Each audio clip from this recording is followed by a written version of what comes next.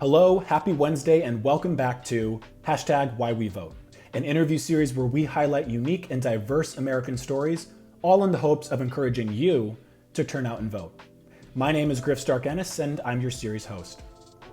Now, I do want to start by taking a moment to send our thoughts to everyone that has been and is currently being affected by the wildfires here in California and all along the West Coast. To help with the preparation, response, and recovery from these fires, the Red Cross offers a simple way to donate. Consider texting wildfires to 90999 to make a $10 donation.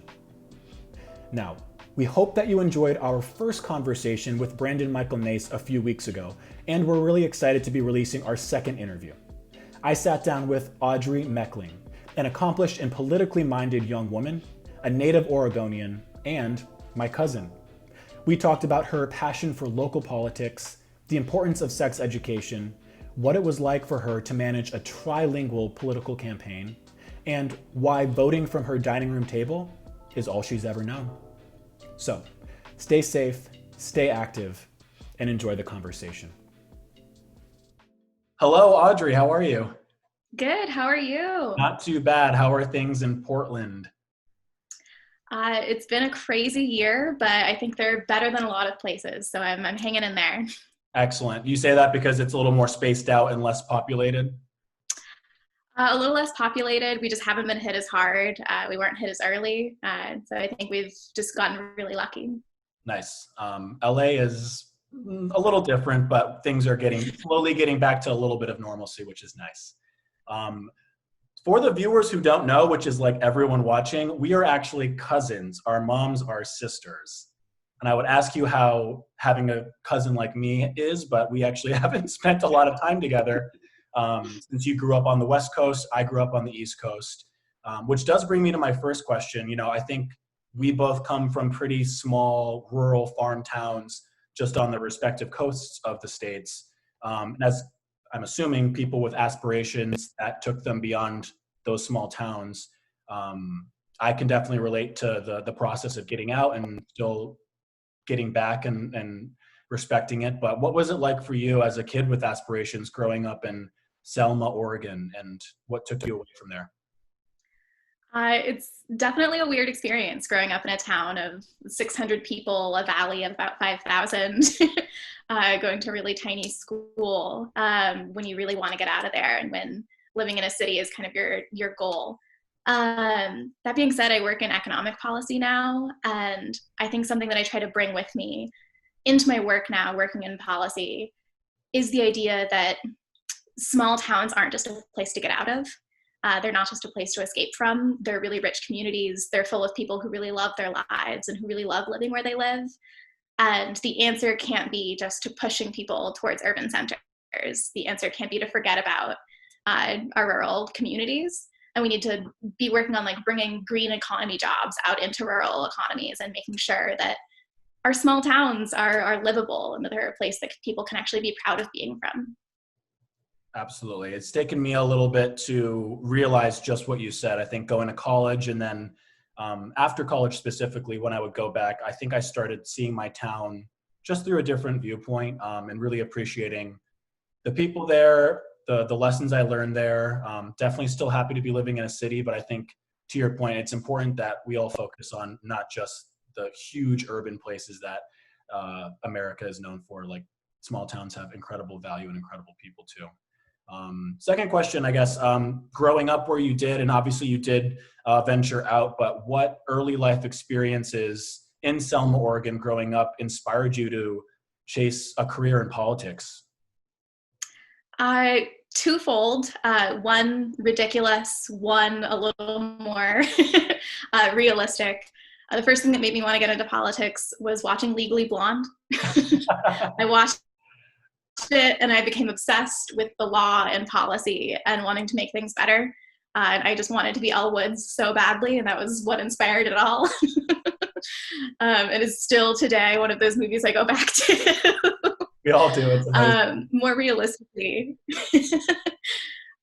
realistically, what got me like passionate about politics was how bad our sex education was. from a really young age, and just having girls in my school have to come to me to ask really basic questions about their own bodies, about their own reproductive systems, because sex education hadn't taught them that, because they had either opted out of sex ed entirely, or that the school wasn't making that knowledge readily accessible. So that was a policy really early on in my life that I got passionate about, seeing what other girls in my class were going through when they didn't have access to really basic information about their own bodies. That's super important and very inspiring. You know, you have done so much, and you currently are in a place that's very impressive, especially for someone your age. If you wouldn't mind, can you give us a kind of a high level briefing of how you got from Selma, and what steps you took, college, just the journey very quickly of how you got to where you are currently, which is incredibly impressive. Thanks. So as a small town kid, I really wanted to go to a small college. I ended up at a liberal arts college that was across the street from Oregon State Capitol. So I actually ended up interning at the Capitol my junior year. And by the time I was a senior, I was actually working 30, 40 hours a week as a paid political staffer at the state legislature while I was still in school. So I was able to get my foot in the door really early, which was amazing. And I got to really explore what that process is like and figure out what I was passionate about. After I graduated, I worked briefly in opposition research. So I actually dug up dirt on Republicans for a while, which was a lot of fun. And then I actually moved into campaigning. So I was a campaign manager in the 2016 cycle for a really inspirational candidate that I really believed in, Representative Alonso Leon. It was her first election. And then I went on to be her chief of staff after we won the election. Then I went to grad school for a while. I left, went down to LA, was able to visit my cousin Griff for the first time in years and years and years. And now I'm back up in Oregon, in Portland, working for a nonprofit think tank doing economic and tax policy and research. Wow, that was a great briefing. A lot to unpack there. It's a mouthful. It is, and it's impressive. I mean, I think kids from small towns, when they get opportunities, they run for them, or they run with them, and they find others afterwards. So rewinding back to you running a campaign at the age you did, which is, again, so impressive. Talk about that and maybe the learning curves, the rewards that came from it. What was that whole experience like? I assume it was your first campaign you ran? It was the first campaign I ran. It was the first campaign I worked on. I feel like my biggest piece of advice for anyone wanting to get involved in politics in that way is just to put yourself out there. I feel like my ending up on a campaign was really just luck of the draw and lucky timing. And so I ended up being 22 or 23 running a campaign, and it ended up being one of the most competitive races in Oregon that cycle. We spent well over $1 million throughout the campaign, which in Oregon is a lot of money for a state representative's race. And it ended up being a pretty close election. I feel like one of the things that I learned that I knew beforehand, but just how much work it is to run a campaign, and how much work it is to run an inclusive campaign. So this was the first time in Oregon that we had seen a trilingual campaign. The campaign that I ran was for a candidate who, like I said, really inspiring woman. She is an immigrant and a Latina, and she was also undocumented when she came to the United States. So she had actually only gained her citizenship about 5 years before running for office. So she really persevered her entire life to get where she did. And one of our core principles as a campaign was to bring everyone in. If you weren't documented, if you weren't able to vote, if you were too young to vote, that didn't mean that you couldn't volunteer. That didn't mean that we didn't owe you our time. That didn't mean that we didn't represent you, that we weren't working to win you over just as much. So we ran a trilingual campaign in English and Spanish, actually also in Russian, because there was a small Russian Orthodox population in the town we were running the campaign in. So we really tried to do everything we could to bring everyone in. It's a lot of work to actually walk the walk, to bring people into your campaign and talk to people where they're at in their first language, and and even in terms that they understand, to get rid of the lingo and to meet people where they're at in politics. It's hard to do. It takes a lot of effort, but I think it's really worth it. That's incredible. I think to one of your last points, communicating with people in a way that they can understand, not just like with words, but it's like with empathy. And I think, at least for me, living in Los Angeles and going back to Hammond, New York, which is where I'm from, a very small town, requires a different set of communication, because I'm basing it in different experiences with the people that I'm talking to, and motivating or getting to know. It's difficult. And so for a politician to do that is really respectable. But I'm sure for their campaign manager and for Teresa, it's incredibly hard. Now, you won the campaign. We won the campaign. Hooray, a retrospective hooray. And that brought you to doing some work in Los Angeles, correct? I was her chief of staff for a while before that, but then yes, I went to grad school in LA. Got it. Chief of staff, Los Angeles. Tell me about your experience in grad school quickly, and what you were doing outside of grad school here in Los Angeles. Yeah. So while I was in LA, when I was in grad school, I got a fellowship to actually work for one of the county supervisors. A lot of other places call them county commissioners, but one of the elected officials for Los Angeles County. So I worked doing policy work for 1.5 years in LA County. And what, based on that work, because I'm living in Los Angeles now, you're obviously in Oregon. I'm starting to kind of get my feet wet in politics and just kind of looking around outside of myself here. I think now is more important than ever to be doing that. Based on your work and your experiences in Los Angeles, what were the hardest things that people that you were working with were facing? Where can we be focusing our attention and efforts to help change certain people's lives, I suppose? Yeah, that's a great question. The thing that I worked on when I was there for most of the time was criminal justice reform, which is heavy stuff. And it was honestly really hard work to do, hard to emotionally deal with. And this was before the kind of current reawakening when it comes to police brutality. One of the areas that I was working on was actually going through settlements that the county, lawsuits the county was settling on. So that include like unlawful use of force and wrongful death cases. And so week in and week out, we were settling all of these cases when police officers would brutally assault members of the public and when they would kill Black and brown men.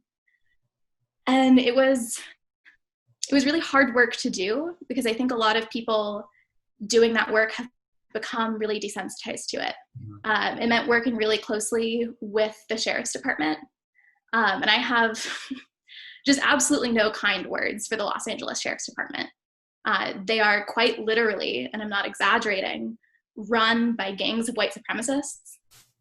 They're not infiltrated by white supremacists. They're run by white supremacists. That's who they are at their core. That's what police departments were born from. They were originally slave patrols. So it's difficult to work in criminal justice reform from the county perspective when you're a part of the problem. So it was difficult work to kind of wrap my brain around, of working from the perspective of trying to be an agent of change, trying to be a voice for good, but working in a system that's fundamentally broken and shouldn't exist. Wow, that seems like very hard work. And to your point earlier, this is a reawakening of focus on these issues. This has been going on for a long time. And I think just a lot more people are paying attention and hopefully continue to pay attention moving forward. Closing out this kind of chapter, you're from Oregon. You're based in Oregon right now. Leading into the presidential election, a lot of voters are voting by mail for the first time, and a lot of rhetoric and confusion surrounds that. What has been your experience, both as someone who's driving politics in Oregon, but also as a voter yourself? What has been your experience with vote by mail? I absolutely love vote by mail. Anyone who's met me for longer than like 10 minutes and hasn't heard about how much I love vote by mail, I'm shocked. I've never voted any other way. The first time I learned about people actually having to go to the polls, I kind of thought that was something they did in old-timey movies. Like, who does that? My entire life, voting has been something that you do at the kitchen table. It's something that you do in the privacy of your own home. It's something that I always do in my pajamas. And I think that there's something really amazing about that, because I think it also, beyond all of the other benefits of vote by mail, including the fact that it makes turnout so much higher. States that have implemented vote by mail have much higher rates of turnout because it's so much easier. But the great thing about it is that it's much easier to be an informed voter. So whenever I'm voting, I have my ballot open next to my laptop where I'm able to research candidates and I'm able to research positions. I have my voter's pamphlet statement open next to me, and I'm able to look up different measures and what's going on. I'm able to call my friends and say, hey, who are you voting for? Have you heard anything about this candidate? So it takes me days to fill out my ballot, and I do it little by little. And it's really great. It's a conversation. It's something that you can do slowly over time. And it just means that you're able to access so much more information. And I don't know how people do it going to the polls. Do you just memorize everyone you're supposed to be voting for? Like, how do you remember who you're voting for Soil and Water Conservation District? Yeah. Which seems so silly, but voting from home, I'm able to look up the voter's pamphlet statements and say, oh my gosh, this person who's on this ballot is kind of nuts. This isn't who I want to be voting for. Yeah. So I don't know how people who actually go into polls do it. It's so much better to vote by mail. Yeah, I mean, when I've only really gone, I think this will be a few months ago, I had the option of voting by mail, and I went in person, and I ended up waiting in line for 6 hours. It was not a great experience, but to your point, when I finally got up there, there were 2 names that I knew, obviously, and that I was in line to vote for. But there was also it's seemingly a lot of local names that I knew nothing of, and quite honestly didn't put the research behind. You've obviously worked in local politics. How important is being familiar with local politicians and local politics at a community level when we go to vote? How important is that? I think it's the most important thing on the ballot. My passion has always been with state and local politics because that's where change really happens. I think that voting for president and voting for your congressional representation is incredibly important. And if that's what you're informed enough to be able to do, that's fantastic. But if you have the time, if you have the energy to find out who your state representative is, to find out who your city councilor is, these are the people who make choices about whether or not colleges in your state are being funded, whether or not the local school board is voting on whether or not there's going to be sex education in your school. These are the people who make choices that are going to impact your day-to-day life. While the president and Congress are going to shape kind of the direction of our country, the people who are actually going to impact you and the way you live, those are your local elected officials.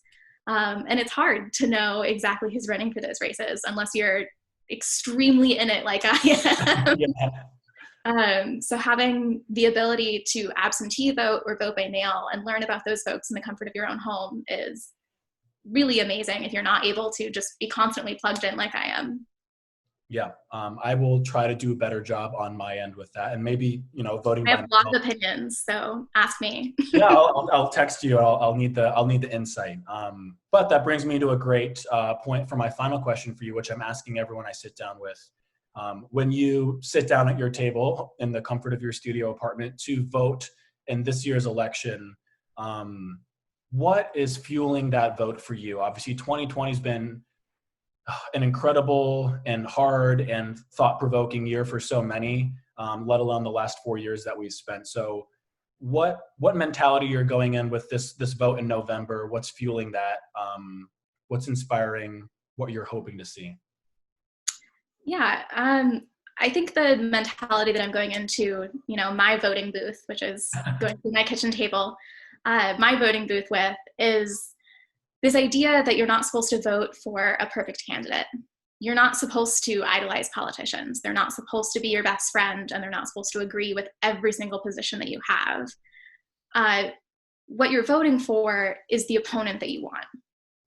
Elected officials, no matter what party, they're always the opponents of advocates. They're the people we're trying to convince. They're the votes we're trying to change. They're the opinion we're trying to sway. So go into it with the idea that you're trying to pick the person that you think is most convincible, who you think is going to make the best and most informed opponent of you.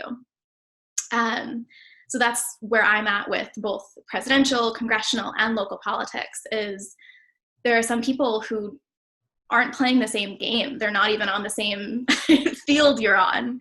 And you want to vote for the best opponent. That's a really interesting perspective. And I'll ask you more about that offline. And I'm going to put the effort into being more informed as I step or sit down to my voting booth to cast my opinions for how I think this country should look in the next 4 years. And we hope for the best, I hope. Well, thank you so much for sitting down with me. We had a lot of ground to cover. We did it in like 20 minutes. There's obviously way more to dive into with your experience and your incredible accomplishments. But thank you so much for taking the time. Hopefully our viewers relate to a lot of what you said. I know that I did. And best of luck with everything that comes through your life. And let's get together soon. Definitely. I'll say hi to your brother for you. Please do. Thank you, Griff. Of course. Take care.